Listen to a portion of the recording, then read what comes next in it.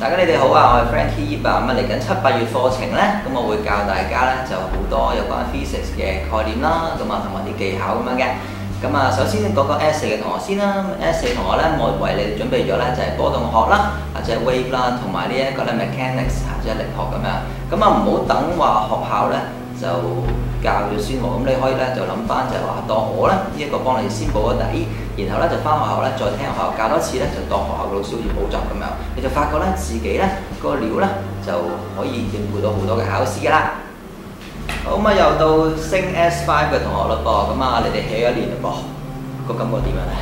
有啲同學當然冇 hea 啦，係咪？咁但係咧 S5 呢一個咧其實好緊要㗎。嗱點解咧？因為 physics 嚟講咧，最深就係電同埋磁嗰啲啦，即係 electricity 啦，同埋呢個咪咧磁嗰啲嚇。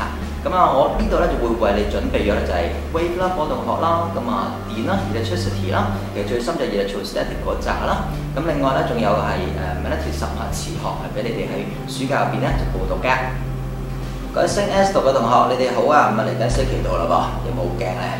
唔使驚啊！咁啊，但係咧你至緊要咧知道就係elective 咧其實好緊要㗎。咁我哋咧就有4科 elective 係咪？咁啊 Frankie Sir 咧其實能夠教晒4科嘅，係全港咧罕有地能夠教晒4科嘅老師。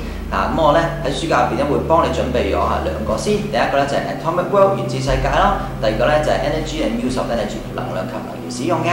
咁另外咧 Core 部分咧我幫你準備咗就係 Radioactivity 啦，呢個輻射學，唔好等中六老師教下，跟落學先。